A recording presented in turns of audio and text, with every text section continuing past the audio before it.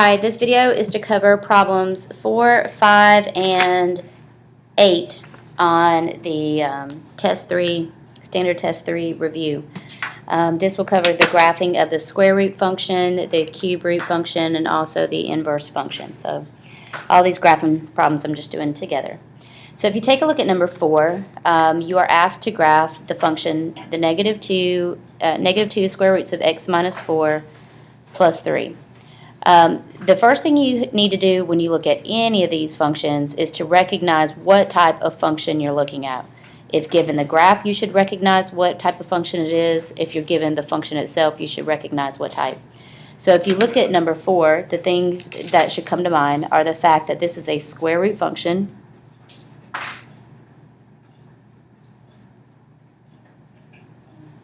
And you should keep in mind y equals a times the square root of x minus h plus k. You should also know that points on the square root function are, and you should have these memorized, 0, 0, 1, 1, 4, 2, and 9, 3. If you know these points, then you should be able to do the transformation of this graph based off of the graph of y equals the square root of x. So you should know that. So x and y, where y is equal to the square root of your x value. All right, so when graphing this function here, we should think about what the different transformations are. Remember, one of your first jobs is to identify your h and k, and that will help you identify your horizontal and your vertical shift. So your hk value, in this case, recognize that the function is in this form, here on the left, that it's x minus, and the h is whatever this value is. If it turns positive, then our h value is negative. If we see x minus, then our h value is positive. So remember, switch keep, essentially. So 4, 3. So we actually are going to graph this point 4, 3, and that gives us our initial value. That's kind of like basically where the origin is now. Instead of origin, we're going to start here from this initial point of 4, 3. However, we graph it the same way we graph the square root function. From our initial point, we go right 1, up 1, right 4, up 2, etc., unless there are other things going on. Notice in this case that we have a negative 2 out front. So the negative 2 is actually going to double the output values. The 2 is going to double your output values, while the negative is going to make it reflect. So if you think about it, your square root function pretty much looks like this, like my finger, right, where it's bent, crooked like that. What's going to happen, though, is because of the 2, it's going to become vertically stretched, so it's going to appear that it kind of got stretched upwards, while the negative 2 is going to make it reflect, so therefore it'll be going down this way. So to graph this, I need to understand that each output value I'm going to double, but then I'm going to go down instead of up. So normally from 0, 0, I would go out 1, up 1 to graph the square root of x. But in this case, I'm going to go out 1 and down, but I'm going to go double the output. So instead of going up 1, I'm going to go down 2. So I double that 1 and make it 2, but go down instead. I normally would go out 4, up 2, so think out 4, down 2, but instead of down 2, I'm going to double it and go down 4. So from this initial point, 1, 2, 3, 4, down 1, 2, 3, 4. And I can't go further. I can't go out 9 anymore, so I'm actually just going to connect these 3 points and be through with it. So that's what our graph should look like. Our domain, we actually can use our h and k value to define our domain. This point is the point 4, 3, and your domain, remember, is always your lowest x to your highest x. Okay? So if you think about it, your lowest x, if I come in from the left on this function, my lowest x value is 4, but then I go right forever to positive infinity. It does include the point 4, so it's going to be 4 inclusive to infinity. My range, however, is my lowest y to the highest y. So I'm going to start from below, And recognize that this graph is going to the right faster than it's going down, but it is still going down and right forever. So if you think about it, it's going at a slower rate, but it's going down, down, down, down, down forever, which means the lowest is negative infinity. So remember, have to do your lowest, then your highest. So as I increase from the lowest to the highest, my lowest is negative infinity. My highest y value is 3. So negative infinity to positive 3 inclusive would be my range. Lastly, you have to list all the transformations. There are actually 4 of them for this graph. From the origin, we actually shifted horizontally 4 units. So we could say horizontal shift, so you can abbreviate it HS, but also put the direction, so we went right 4 units. We also shifted up 3. Well, up and down, those shifts are vertical. So we would next list a vertical shift up 3 units. So vertical shift up 3. Now consider what happened out here. Because of this negative, we reflected it, but it was a vertical reflection, meaning instead of going horizontally and flipping over, it went vertically. So we're going to call this a vertical reflection. And lastly, we ended up doubling our output, and in terms of transformations, that is called a vertical stretch by a factor of 2. So make sure you list all of these in this correct terminology. Vertical stretch by a factor of 2. You cannot say vertical stretch by 2. Saying a vertical stretch by 2 could easily indicate you only moved it 2 units when we actually multiplied our output by 2. So we need factor of 2 when you state the vertical stretch. And that's all for problem 4. So you need to graph it by first identifying what function it is, identifying your initial point as HK, starting there, and using these points as a basis to graph your function. State your domain, your range, and all transformations. So if I see 1, 2, 3, 4 things going on, then I have 4 things to list. Moving on to number 5, when we look at this graph, we should quickly recognize it as the cube root function. So if you consider y or f of x equals the cube root of x, you should also be able to automatically think, well, what points do I know are on the cube root function? So you should remember that 0 cubed is 0. You can take the cube root of 0 and get 0. 1 cubed is 1.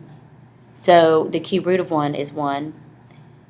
If you cube 2, you get 8. So if you take the cube root of 8, you get 2. And then if you get like 27, you could take the cube root and get 3, but that won't fit on our graph. So you should also remember to do the opposite of these points here. The cube root of -1 is -1, and the cube root of -8 is -2. So these 5 points are the ones that you need to memorize and know for the cube root function. So remember in class what you learned is you've got your inflection point at 0, 0. You go out 1, up and down 1, and out 8, and up and down 2. So that should help you with this function. So we have to write the function. We've already got f of x. We know it's a cube root, but we have to also understand that we could have any number of other things going on. We could have an a value that stretches or compresses it. We could have a horizontal shift, and we could potentially have a vertical shift. So similar to how we did the square root function over here, we should understand this as our function to indicate transformations. So let's think. This right here, it appears that instead of our inflection point being at 0, 0, it's actually shifted over here to 4, 0. So notice that is our h and k. So hk is 4, 0. Okay? So that means we need to be able to substitute 4 here for h. Our k, we can let that equal 0, which would not have to be there because plus 0 doesn't add anything. And then we next need to evaluate, is it reflected? Well, if we went out 1, up 1, and out 8, up 2, it looks to be a positive a value. It is not reflected, so we don't need a negative. But then you need to think, does the graph have a stretch or compression? So really what we have to do is pay attention to this graph and recognize that the intervals on this axis are marked in 2s, and then vertically they're marked in 2s as well, but that is a larger gap, so that represents 1. Okay, so that's 1. This will be 1, 2, 3, 4, 5, 6, 7, 8, etc.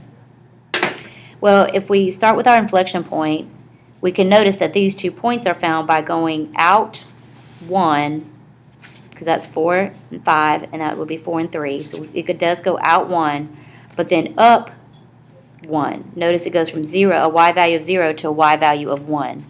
So we're going out 1, up 1. If we compare this point here all the way to 12, it shows we're going out 1, 2, 3, 4, 5, 6, 7, 8, and up 2. Well, if I go out 1, up 1, and out 8, up 2, then my a value is still the same as the cube root of x, meaning my a value is 1. It's not changed. So really all I have to do is keep an understood 1 as my a, which I don't have to see, but I do have to indicate that my h value is 4, so I need x minus 4. Now remember that if it had shifted left and we had a negative h value, then we would have x minus a negative number, turning it into plus. So we should have x minus 4. A plus 0 out here is not necessary because there is no shift vertically. So actually this is all we need to write our function, the cube root of x minus 4. Our domain, remember you ask yourself, does the graph go left and right forever? It does. Because it goes left and right forever, our domain is negative to positive infinity. And our graph does go up and down forever, so that's negative to positive infinity also. Note that the only transformation we have is indicated by this h value of 4. So all it's showing that is that our inflection point shifted from 0, 0 horizontally right 4 units. So it shifted from 0 to 4. So we would say that's a horizontal shift because it went left and right. So horizontal shift. We want to indicate the direction. It went right 4 units. And then we are through with that transformation. Okay? Next, we're going to move on to problem 8. So flip your paper over and take a look at your inverse function. 8a first. So think back to what you know about the inverse function. We should know very well the graph of y equals 1 over x. And if you don't recall what that looks like, you could always type in 1 over x in your calculator to see. You're supposed to remember that we have horizontal asymptotes at y equals 0 and at x equals 0, meaning your x-axis and your y-axis. So similar to how we do the other one, the other functions, we have a transformation form where our a value is on top, x minus h below, and plus k to the right. So any number being added or subtracted here would represent a horizontal shift. Think h for horizontal. This k would be our vertical shift. If a was negative, it would change quadrants from 1 and 4 to 2 and 3, or regions, depending on if it was shifted. And the a value would be a stretch if greater than 1 or less than negative 1. So let's take a look at what we have here. Again, the first thing we have to do, similar to how we did the square and cube root functions, is identify our h and our k. Our h and k is found, remember, by switch, keep. So if we see x minus 2, our h is actually a positive 2, and we keep this negative 2 on the outside. Now, different from the other functions, 2, negative 2 isn't actually part of our graph. What it is the intersection of our vertical and horizontal asymptotes. So if we go to positive 2, negative 2, and put a point, that means that we need a vertical line through that point and a horizontal line through that point. We should also note that for the graph of 1 over x, there are 2 convenient points that we should always think of graphing for 1 over x, and those points are -1, -1, and 1, 1. Now, that doesn't mean we're going to graph it for this function. It means we need to consider that if the origin was shifted here to 2, -2, that we usually would have points here and here. However, you should notice that our A value is negative. That causes a reflection. So now, instead of the points being right 1, up 1, and left 1, down 1, we actually have to shift those to these regions up here and here. So I'm not going to call them quadrants because technically our quadrants are on our coordinate plane here and here, but we'll call them regions 1, 2, 3, and 4. So now our graph is going to switch from regions 1 and 3 to regions 2 and 4. But what we also have to pay attention to is instead of the points being here and here, that we have an A value of 4, which means it's vertically stretched. So that means if you input a -1, where we would normally output and get a +1, we output and get a +4. So we need to go right 1, up 4. 1, 2, 3, 4. So just remember whatever that value is, that's the number of units you'll move up or down. Next, normally we would go right 1, down 1, but instead we have to multiply by 4, so we're going to go right 1, down 4. 1, 2, 3, 4. And those, as long as you've got those 2 points, from there you simply need to finish graphing your function by making sure that it is approaching but not crossing your asymptotes. And that's our graph. Now, in terms of listing the transformations, we first can use H and K. Our graph first was shifted to the right 2 units. So just think, how did we get H? Or this point here, the intersection of our asymptotes. We went right 2, down 2. So horizontally, we had a shift. So we'll put HS for horizontal shift. And we went right 2 units. We also went down 2, but that's a vertical shift, so we need to say VS down 2. Notice that I did not put down -2. Down -2 essentially would mean up 2, so just be careful about that. If it's negative, say down. If it's a horizontal shift to negative, that would be left. But positive horizontally is to the right, and positive vertically is up. So if you've got a -2, just make sure you write down 2 instead of down -2. Next, we had a reflection. So we'll list vertical reflection. And we had a vertical stretch by a factor of 4. Please write all of this out.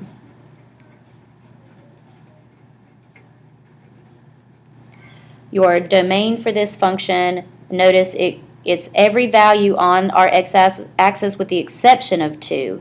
So again, our H and K value are going to help us with our domain and our range. Our domain, it comes from -infinity, goes all the way up to but not including 2. So we have to exclude 2 by indicating that with a parenthesis. Union, it picks back up after 2 and goes right forever. So -infinity to 2 exclusive, union 2 exclusive to infinity. For our range, it's every y value except where our asymptote is at -2. So our domain and range will look alike, except notice this is our h value and this is our k. We use our h for the domain and k for the range. So -infinity to -2 exclusive, union -2 exclusive to infinity. That concludes A. So let's go ahead and move on to B, and I'm going to go through this a little quicker now. We have an inverse function again, so I know we're going to have the little swervy stuff going on. Our HK value, switch keep, is +3, -3. So at 3, -3, I'm going to draw in my asymptotes. Please always do a dotted line for your asymptotes, and please use a highlighter or something else to create your asymptotes. So I do not have a vertical reflection, and I do not have a vertical stretch because my A value is 1, the same as it is for 1 over x. So that means it contains the points where I would go right 1, up 1, and left 1, down 1 from the intersection here. I just need to make sure that my graph kind of hugs but does not cross or touch my asymptotes. And that's my graph. The only transformations I have were a horizontal shift. Oops, I don't have to write that. I already did the S for shift. Horizontal shift, right 3, and a vertical shift, down 3. My domain, I'm using every X value with the exception of skipping over 3. So again, I'm going to use my H here for my domain and my K to help me out with my range. So my domain, negative infinity to positive 3 exclusive, union 3 exclusive to infinity. My range, I'm going to use the negative 3. So negative infinity, it includes every value but skips over the y value of negative 3. So negative infinity to negative 3 exclusive, union negative 3 exclusive to infinity. And that concludes going over all the graphing problems from your test review. Good luck.